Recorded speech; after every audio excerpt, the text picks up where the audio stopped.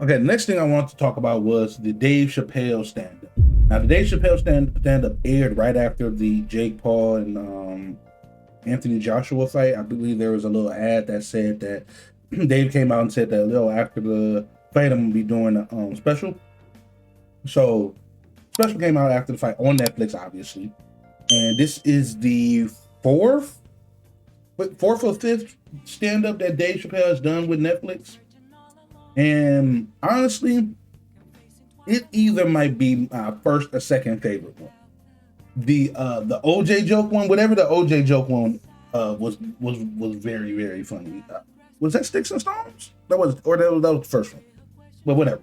Anyway, this one is called Dave Chappelle, the Unstoppable Nigga Act or Nigger Act. Sorry.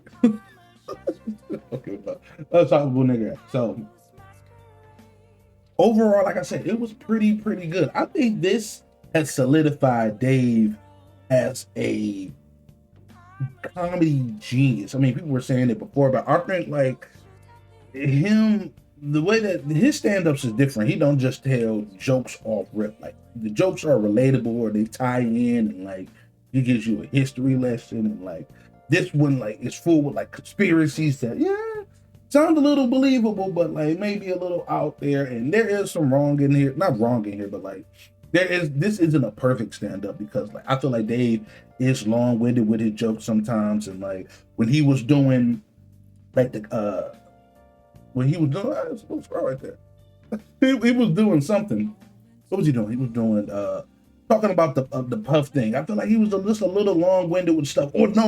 It was the closer when he was closing. He was trying to get to the joke and everything, or get to like what he was saying, and it took him a minute to get there. And you had to do the smoking on stage, and like he smoked a square, then he smoked a blunt, and he went back to the square. He could be a little long-winded sometimes, but that's just how he does stuff. And the crowd was very, very patient with him, and like very, very, because it's Dave Chappelle.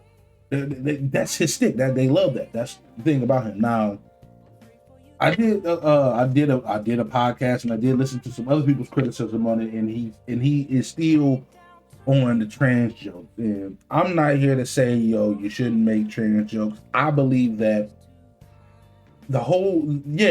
when you are ragging on it, I can kind of see that. But it was one joke. It was one joke, and it was like for 2 minutes. And me personally, I don't think it's a big deal. I'm not trans, obviously. Maybe they see it a different way, but also I thought y'all wanted to be included in stuff, and everybody gets joked on. But I can see to the point where it becomes bullying. I'm not gonna harp on that. But he touched on Diddy, and I did like this aspect of it. He was like, "Yo, Diddy saved my life. Diddy been important to me. Like, I only seen Diddy. I didn't see really Sean Combs like that." And that's what I was telling my moms and my auntie about, because we were just talking about it. And it was like a lot of OGs or a lot of older people, or like people their age, kind of hold on to their heroes. Like they hold on to their heroes and like some of their friends, like close. And that is a commendable thing. And like, oh, they can't do no more. And it's not really like that, bro. This nigga's on video. Diddy. It's on video beating and dragging Cassidy across that hotel, like back to the hotel room. Same thing with Bill Cosby. When the Bill Cosby thing came out, a lot of older people were, oh, he couldn't have done this. They was thing back in the day. Yeah, it was the thing back in the day. Doesn't make it right. Drugging and raping women isn't right, bro. That doesn't make it right just because Bill Cosby did it or they used to do it. And sexual assault is a tricky subject because it's kind of hard to define. It's kind of hard to define it when you got repeated abusers or abusers that keep coming back to the person that did it, not the predator, or the person who did it. It's weird. It's weird sometimes.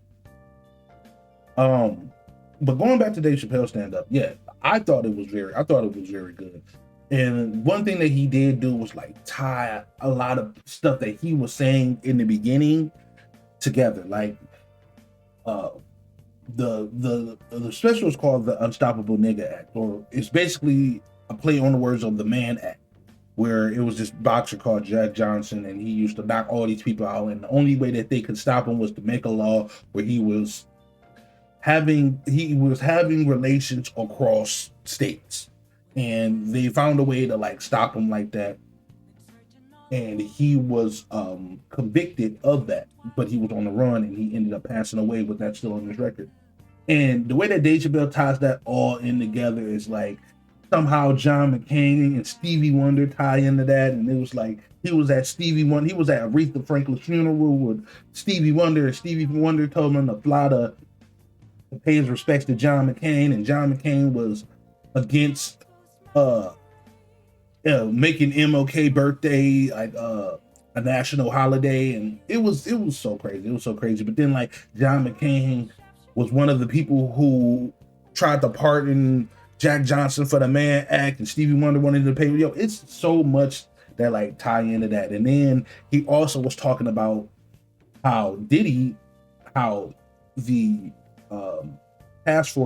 police task force made a hip hop division to follow Tupac and Biggie and Puffy around, and he would go in the club sometimes, and his OGs would tell him like, "Yo, watch the lights. The police is in here. Watch the lights. Watch the lights." And fast forward 20 years later, he's at a Nipsey Hussle Grammy party, and he sees those same lights, and it's like it's a conspiracy. I want y'all to see it for yourself. I'm not doing it justice right now. I'm just rambling basically, but he does the way that he is written and like it's told is phenomenal. He also tells like Nipsey was a big advocate of Dr. Shabbat. He also like ties that together. He had a comedian, a comic friend in the 90s we loved, and he ended up having AIDS. And a person who would treat him was Dr. Shabbat, and that conspiracy ties into Nipsey. Like, yo, it's a lot of shit in like a short period of time. And like I said, it is a little bit long-winded. Like if you're going in there just to hear like Kevin Hart jokes, and it's not gonna be that. It's not like a repetition or a rapid fire of jokes. It's more of him talking to you and social commentary. And I do like that about Dave. I like when Dave when Dave talks about like political things, man, because I'm so used to him like doing this, not the surface level comedy, but like comedy of like the whites and the blacks and like the Hispanics and the other, like I like Dave punching up, if that makes sense. Oh no, I did like it. I did like it. It's one thing about Dave Chappelle is that he stands out from a lot of these other comedians, and I ain't trying to throw nobody under the bus or anything, because I actually like, for example, Kevin Hart. I love Kevin Hart's stand-up. I mean, not stand-up, but like I love Kevin Hart's. I just like Kevin Hart. I'm not a fan of his recent stand-ups. Like I don't even remember Acting My Age, and then the Irresponsible. They weren't funny, and everybody don't got to do the same type of comedy, but just the jokes weren't landing. The jokes weren't landing. Like I'm a big fan of Chris Rock. I like Chris Rock stand-up, but his last two weren't. His last one wasn't it for me. I think the one beforehand, the one before the Netflix live one was good. Let me do my short list of comedians I like. Just off the top of my head, no particular order. Dave Chappelle from Recency Bias. Bill Burr, I really like Bill Burr. I like oh my God, what is my man's name? D-Ray. I like it was a stand-up I watched like in 2017. That was a D-Ray, and it was really good. Deion Cole's pretty good. Barton's old one, the older ones, You're So Crazy. Eddie Murphy, Delirious, Raw, obviously. Ricky Gervais. Ricky Gervais is one of my favorites. I like him every time he has one on Netflix. I watch it the day of, because I will kind of put him in a similar tote as like Dave Chappelle, when they just when they say what's on their minds or how they're feeling. They don't care about how the brand risk of everything, the brand risk or how people will feel about this. They say what's on their mind, whether people like it or don't. They just say it. Same thing with Bill Burr. Maybe Bill Burr over the last like couple years have been trying to get more brand friendly, but he still says what you want to say. Like when he goes on Saturday Night Live and does the monologues, they literally cancel him or whatever, that fake canceling shit.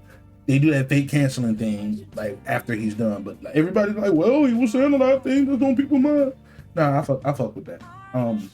Overall, I was excited to check this out. As soon as it came out, I checked it, and I felt like it was like, I was on Netflix the next day, and I was trying to watch it with my girl. And like, it took a minute for me to find it. I think they were like blacklisting it or something. Like, but why would Netflix do that for their own show? Like, I had to search for it. It was like number 5. And maybe Dave Chappelle isn't as popular as it used to be, but I literally had to. I would think Netflix new stand-up they would want out in the forefront, but I had to like search and look for this shit. Overall, about an 8 out of 10. This was a really, really good stand-up, man. I just don't. I wish my not the OGs, but the older people would commend some of their heroes, bro. Like, I'm sorry, bro. Ye is my favorite artist of all time. That nigga went for a Nazi, bro. I can't support that. Fuck that nigga. But hey, man, I guess older people hold on to some of their heroes longer than they can. This nigga was dragging Cassie across the hotel hallway. So nah, we can't. We can't get no grace on. We can't get no grace on that. But them jokes was funny when he them Diddy jokes was funny, man. When he was joking about Kid Cudi and fucking Diddy opening Kid Cudi presidency, and you're like, oh, Merry Christmas, Playboy. That was hilarious. But yeah, check out Dave Chappelle, the man act on that. Pretty good.